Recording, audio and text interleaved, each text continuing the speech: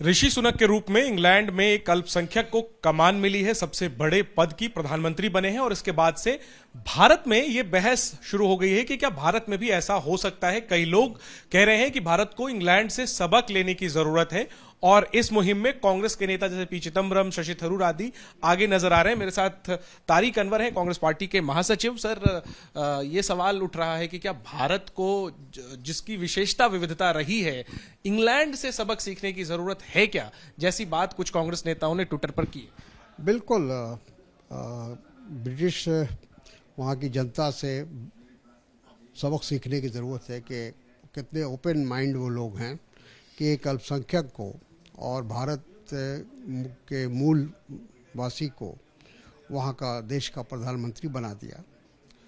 और मैं समझता हूँ कि एक बहुत बड़ा उदाहरण है हम लोगों के लिए, भारतवासियों के लिए। आज भारत की जो स्थिति है उसमें एक भी अल्पसंख्यक, एक भी मुस्लिम आज ना लोअर हाउस में है, ना अपर हाउस में है, ना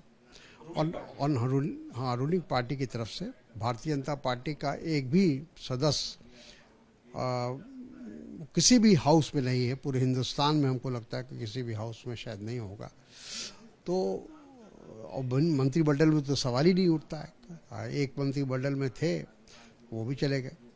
तो कहने का मतलब है कि भारत में जो आज जो लोग सत्ता में हैं, उनकी जो राजनीति है वो भेदभाव की राजनीति है।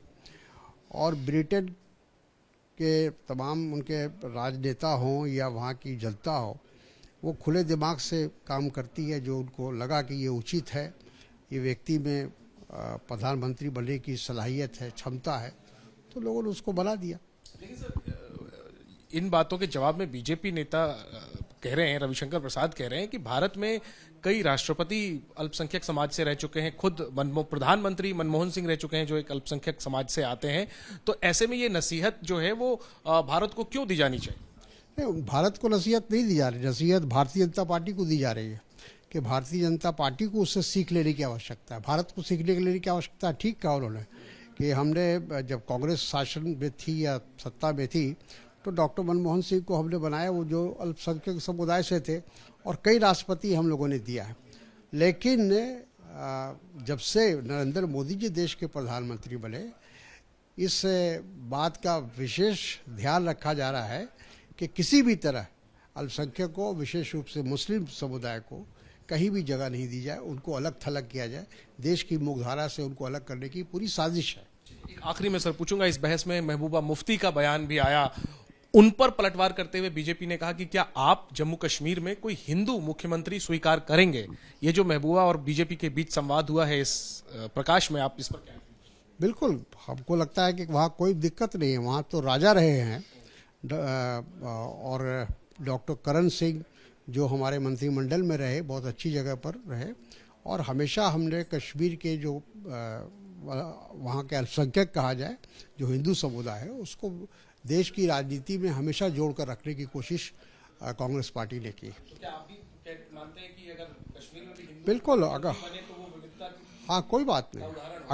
अगर वो चुन कर आते हैं डेमोक्रेटिकली, तो उनको बनाने में क्या दिक्कत है। शुक्रिया बात करने के लिए। तो तीखा हमला तारिक अनवर ने बोला है बीजेपी पर और उदाहरण दिया है कि ना तो लोकसभा में ना ही राज्यसभा में बीजेपी का कोई मुस्लिम समाज की नुमाइंदगी करता है और जाहिर है ऐसे में मंत्रिमंडल में किसी मुस्लिम के नुमाइंदगी का तो सवाल ही नहीं उठता।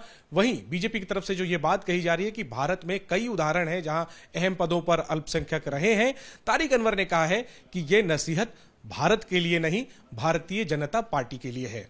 कैमरा पर्सन मान के साथ जैनेंद्र, एबीपी न्यूज, दिल्ली।